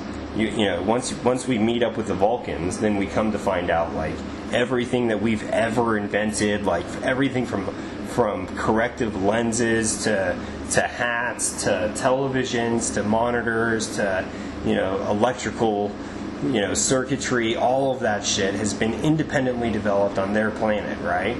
And then that begs the question, like, what the fuck is going on then? Like should we be honoring patents here on Earth? Like, nobody's inventing anything. Like, all this shit, if it turns out there's thousands of other, civilizations out there in the universe, then everything that's ever been made has already probably been made on some other planet. So you can't say like, oh, like you have to add like a clause to like every copyright and patent stating this was developed on planet Earth. Like, you'd have to stamp it with like a little globe stamp that would show, the part of the planet that it came from. like a continent, like a little Why? globe stamp. Well, because if you're trading with other civilizations, then like if someone flies in with their version of the iPhone, like, you know, you're not going to be able to sue them, right? You're not going to be able to drag them into court and say like, oh, you're infringing on my patent. You're like, no, like your patent was stamped, you know, after the Alien Treaty or the Intergalactic Treaty of 2024, your passport was stamped, or not your passport, your patent was stamped with a Earth produced only, or Earthbound only, something, Earth-based patent. That's what you'd have. This needs to be thrown out of court. He has an Earth-based patent. His patent is not intergalactically recognized. One would hope that that's crazy. If we were in contact with another species or more than one, that we would have moved beyond such petty allocation of resources to claim ownership of something as intellectual property of some kind. Fairly meaningless. Yeah, like I think that in order to even get to that point of like having intergalactic trade and like becoming part of, because I actually believe that there is intergalactic trade going on right now, that there's aliens out there that are on different planets and they got starships we don't know about, and that they're trading goods between planets, and people like, I think other people in our universe, like, you know, they're not on a North Korea planet like we are, a no-go zone. Like, we're on a no-go zone. Like, there's no vacations for aliens here. Like, fuck no. You're very optimistic. But I think that's going on right now. I think that there's thousands of species, and they all, you know, they have passports and shit. Maybe not, I don't know. But they go and visit other planets, and you know, like, it's part of your education growing up. I'm sure they get to go and fly around and see planets that are in early states where their monkeys are still, like, you know, praying to the obelisk and shit. Yeah, I honestly think that that's what's going on. And like, in order for us to join that community, we as a species have to like fucking get to that point where we're not using money.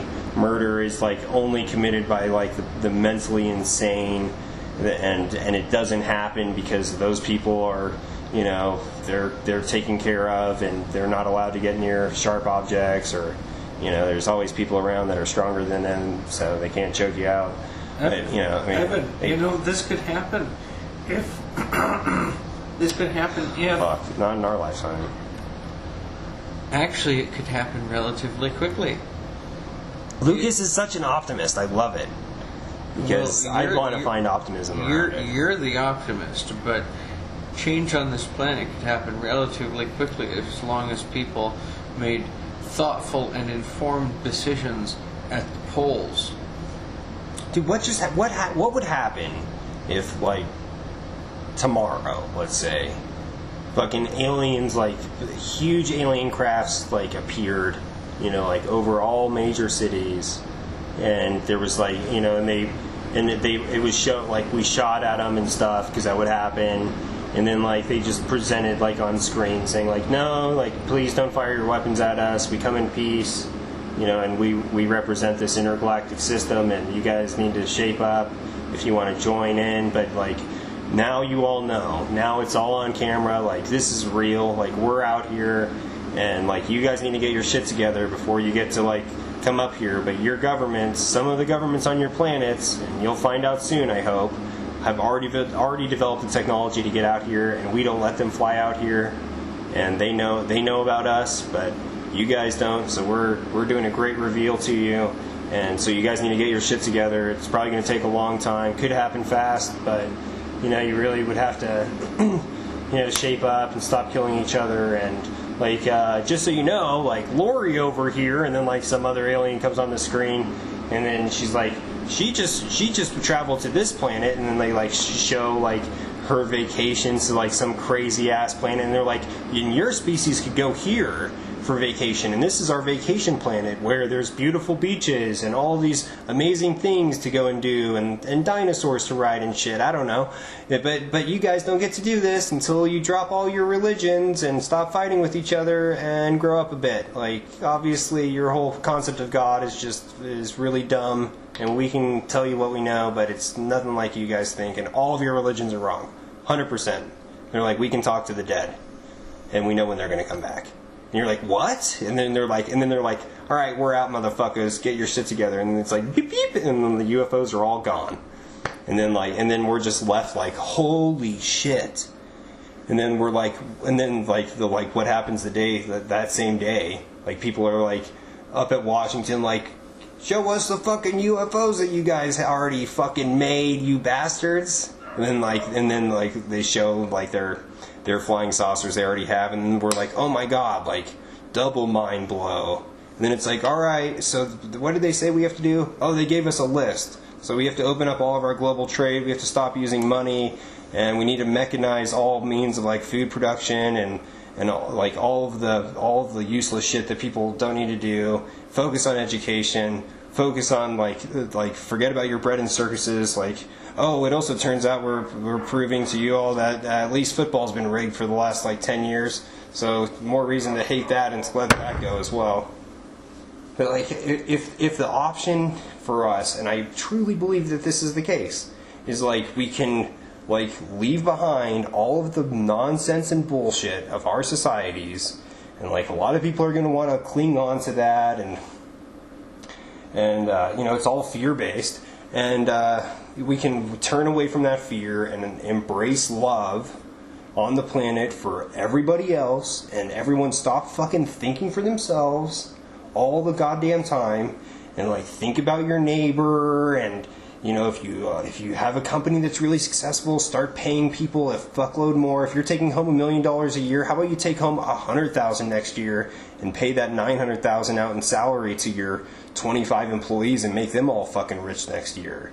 Like do shit better, people. Like, stop being so fucking greedy. Like, if you it's absurd that there's people that have like $100 million and they're just sitting on it doing nothing. Like Jay Leno, like, holy fuck, you have $100 million, and I get it, he earned it, it's his little shiny chips, and he doesn't want to give them away, but like, holy fuck, how fucking dumb is that? Like, more resources than you'll ever need, ever, like many times over. I mean, you could argue with his lifestyle, he could kind of cut back and stop buying 50 cars a year or whatever, but he could probably survive with a great lifestyle on like $15 million. Everything over that, like, he doesn't fucking need that. And there's huge hordes of resources that are just sitting in people's bank accounts, and then there's like people that are starving and people that are like working really hard, and they're fucking just barely making the bus to get to work on time, and barely like scraping the change together to get on the fucking bus. It's like, are you fucking kidding me? Is this the world that we've like decided to live in? This is like, it's our choice collectively how this world works, right? Which, because it's collectively, it doesn't seem like there's a choice. It seems like, oh, this mess that you're in, that we're in, this whole money game, grab it, collect it, save it. Like, this shit is going to change eventually. It has to. There's just no way that it can't. I don't know. But we do choose collectively to continue carrying things on this way. And like, we can make a difference, like, if ever there's a vote for a minimum income, yeah, let's do that. Let's go for that, I don't know. It's amazing that you can have a country, and just because the money supply, their fiat money, gets ravaged by some vicious lenders, that can cause a country to, even though there's people working for the economy to go belly up. It's like everything's there for this to work, but in through the nose. In through the nose. Out through the mouth. I guess, like, my point is that, like, people that are listening to this can say, this is like a total fucking pipe dream. You're fucking high as shit. Those things are totally true. I am absolutely high as shit. But answer this question. If everything's there that's needed, right? Like, look at a country that's not doing well right now. Like, is it Argentina or Colombia? No, Which one is Hugo Chavez ran? Argentina, right? Venezuela. Fuck. Okay, Venezuela is having a really rough time right now financially. Their markets are just fucked, and there's a big story for that. But the other story is the story that nobody's looking at, and that's the story of what is there. What you have there is an abundance of resources. You've got people that are working. You've got, and then you have money that's changing hands, and the money's the toxic thing, right? But you don't have to have the money in that equation, right? You can have people working, and then you can have, goods produced and services offered, and you can have a functioning society. You could subtract out the money thing, and hypothetically, you could have that system function, right? And then it's just a challenge of organizing it well for it to work well. If you take the money out of the equation and all of the headache that goes along with money, like I had my own small business for a while, and the bean counting and all that shit. Oh my God, I mean, I know you're there to make money because you're in business and all, but if I could take away all of the time I spent bean counting and and paying bills and all of the financial parts of it, I would have been able to run my, without money involved, I could have ran a business that would have been hugely successful, It'd be like a thrift store then. That's basically what a pawn shop is. People drop off old shit and take the money and go buy drugs. That's what they do. But so I guess that doesn't really fit. But I don't know. It's possible. Like you could have society run without money if things are organized, and we have more and more robots coming into the workplace, and then the focus is on it, and it all works perfectly together. Once you remove like a focus of making money and all of this, and everybody just has like a basic income, and everything's covered, then people focus on education, and then with a focus on education and entertainment, I guess, there probably would be. We know that when there's an increase in education, that there's a decrease in birth rate. There's a correlation there. I don't know if it necessarily implies causation. Just 95% of the time, it usually does. You're a socialist. I think that's well known that the more educated European countries have lower birth rates, the lowest in the world. The lowest birth rates exist in the parts of the world with the highest education. You bring everybody up to those rates, and then 6-7 generations from now, we've got this planet figured out. We've got our population down to 6 billion or something, and after another 10 generations, you got it down to 3 billion, and that's pretty fucking sustainable for an indefinite future. Your education is offensive to my religion. Yeah, that's why we need the aliens to sweep in, like I presented earlier, to shock everybody into dropping the God bullshit. You think that would work? I don't know if anything would ever get people to. Any idea? I mean, the only way that they've ever managed to purge religion in the past, is through war. I have often said that Jesus himself could come back from the dead and say, "My people, be groovy," and they would crucify him twice as fast. Again. Yeah. Because just be groovy. Hey. Well, there's problems. Be groovy. The problem comes from just our nature.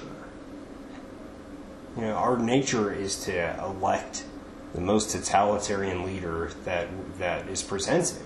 Like they've shown, I don't think that that's true. every time elections happen, the person who, I guess it's arguable or, quite objective how they came to these conclusions, but the person that is more totalitarian is usually the one that wins. No, the person who's more personable is the one who wins. I learned this in a classroom, Lucas, at a community college, and I paid for that class. So I'm going to have to go with both. This it could be both, right? They're not necessarily mutually analytics. Exclusive, right? I would accept that maybe there was a study done on one election, several elections in one cycle. Well, I think when you look at it through history, there's many examples of societies going very totalitarian over time, right? That they get progressively more and more Who's the most personable? totalitarian.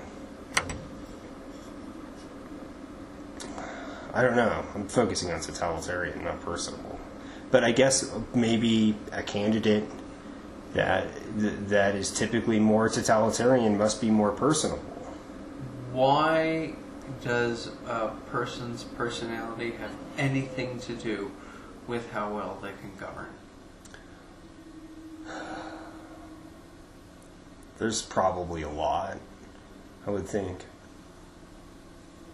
Really? Well, I mean, there's more than just governing, right? I mean, I guess governing does include the act of foreign negotiations, right? That falls under the job description of governing, doesn't it? It does. Okay, sorry, I was thinking of that as as something separate from governing. But yeah, on an international scale, you could say this person is more personable, therefore they will do a better job with country communication, right? If this person's a better communicator, that they'll do a better job dealing with other countries. How often has that worked out? I don't know. There's so much data to look through. I'm not even familiar with any of it, honestly. I mean, very little. We don't even know. We don't even know how these conversations go down most of the time, right? I mean, how often do we hear the conversation between two? The one thing that we don't know is what happened in the hour that Donald Trump spoke with Vladimir Putin, because someone turned the recorder off. Okay, so if that was recorded, when would we even be able to hear it? Under normal... Well, normally it would be 25 years, but there would be either a transcript, because it is a matter of public record. Yeah, well, and I know they have to turn all that shit over to the government when they leave office, too, there would right? be a summary of what was said. But since nobody was listening, but would they? Okay, so the transcript, would that normally be released right away?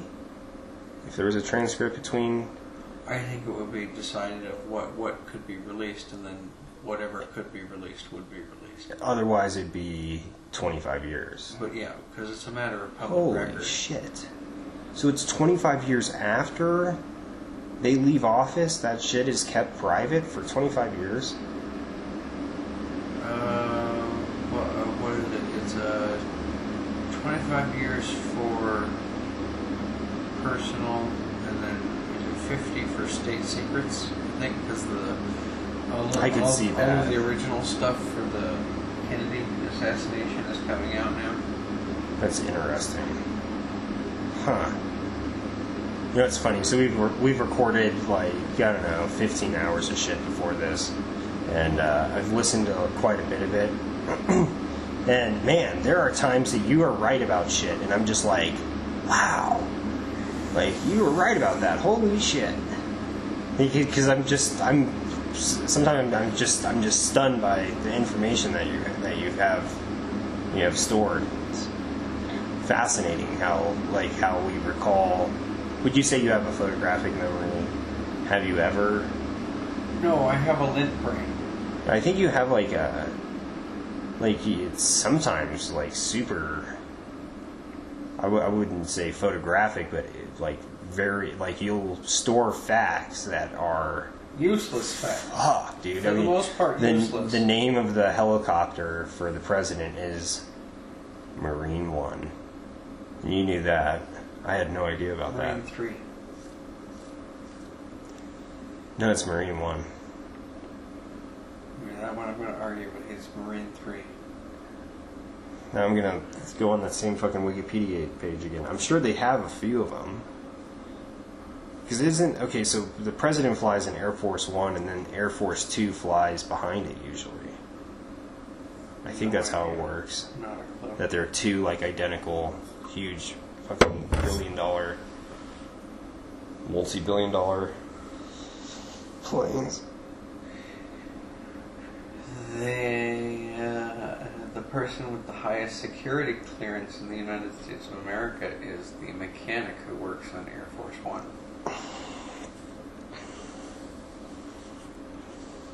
Now that is a fact that I'm like, is that true? With the highest security clearance?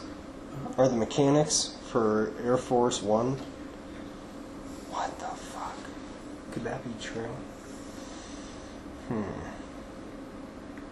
Oh, Alex Jones was on the Joe Rogan Experience the other day. Yeah, I saw that. Yeah. Did you watch any of it? No. Okay, so Alex got really stoned, which was like so funny because he never smokes weed, and he had like this huge crazy fucking grin on his face like every time they cut to him, and like he's like a non-smoker, so like talk about like being like lit up. Holy shit! You know what was really funny? He said, like, in this, like, stoned state, so you almost think, like, maybe I'm getting more of a version of the truth or something.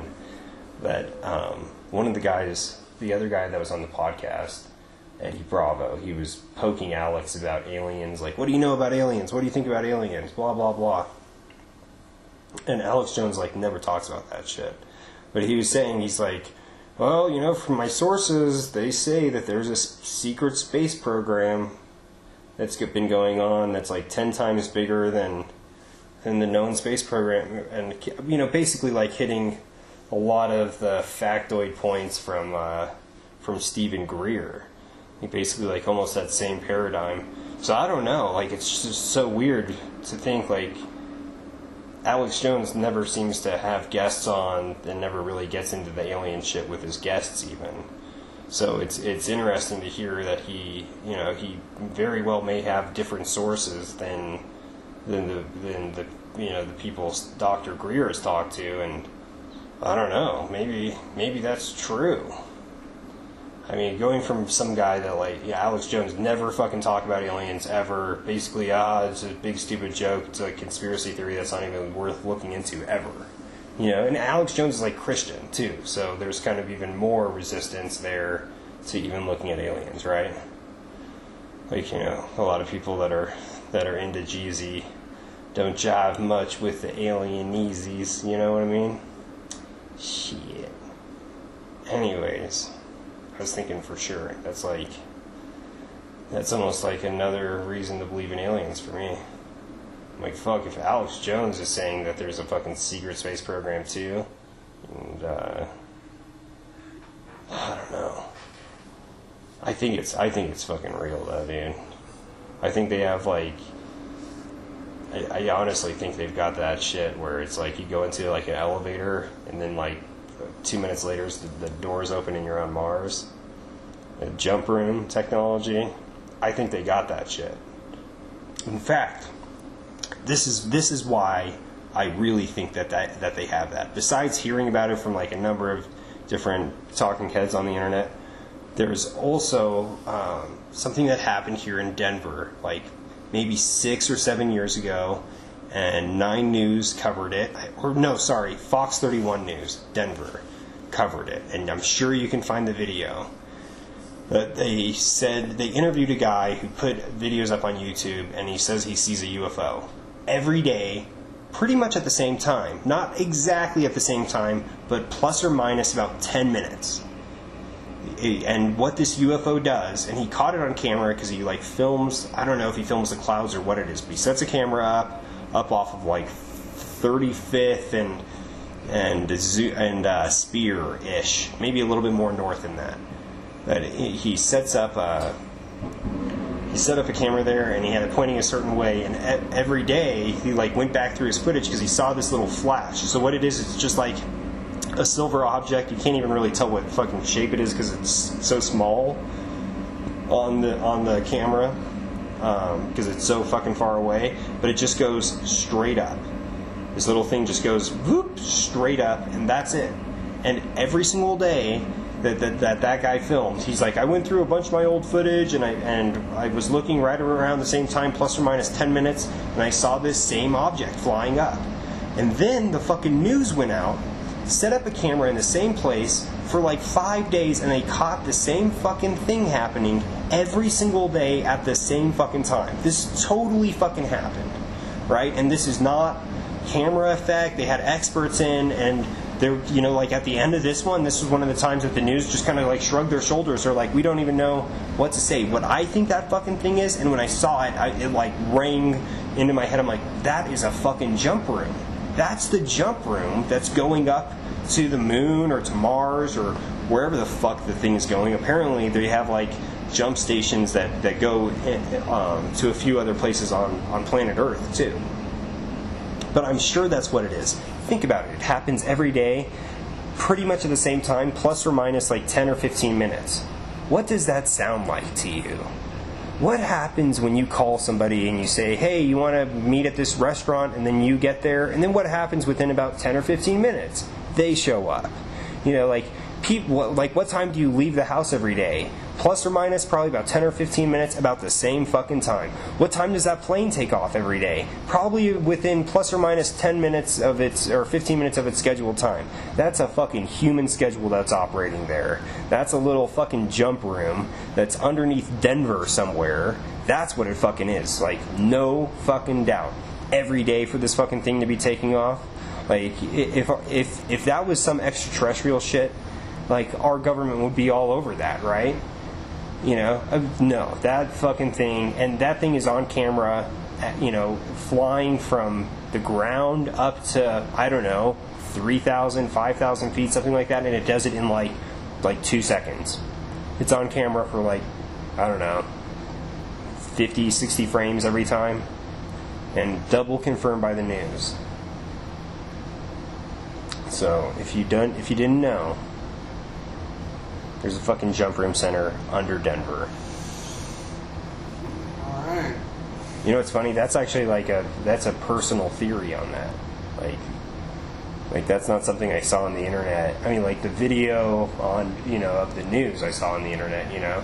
And the videos about jump rooms, I saw that shit on the internet. But as far as like somebody naming a station, the fucking station is in Denver. Watch that fucking 9 News video, or sorry, Fox 31 News video of that shit, and you can figure out exactly where that government underground base is at.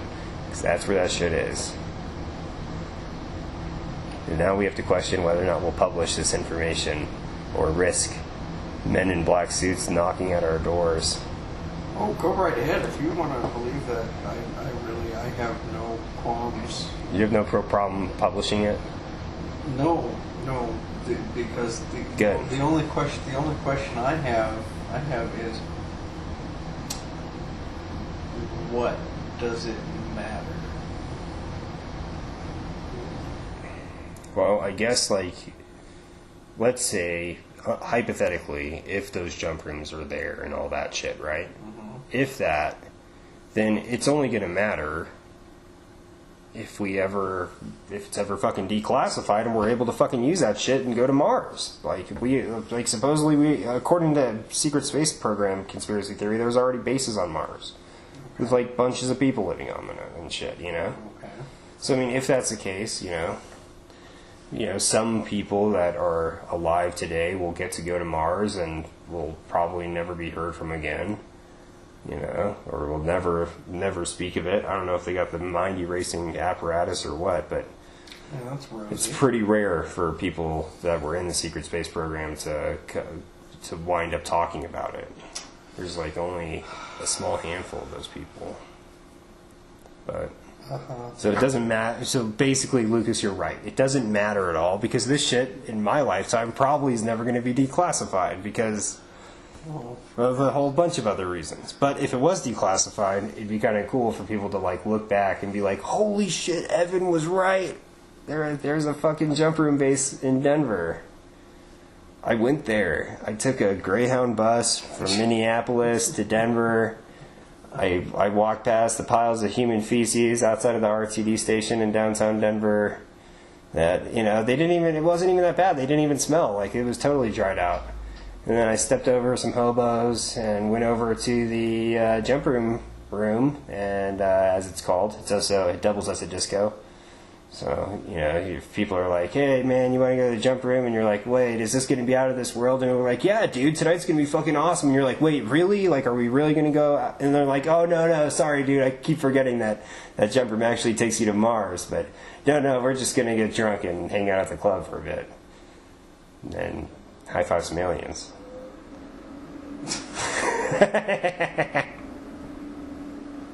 Lucas is like, when will this podcast end? Right about no. Or I actually hit the wrong button. Now.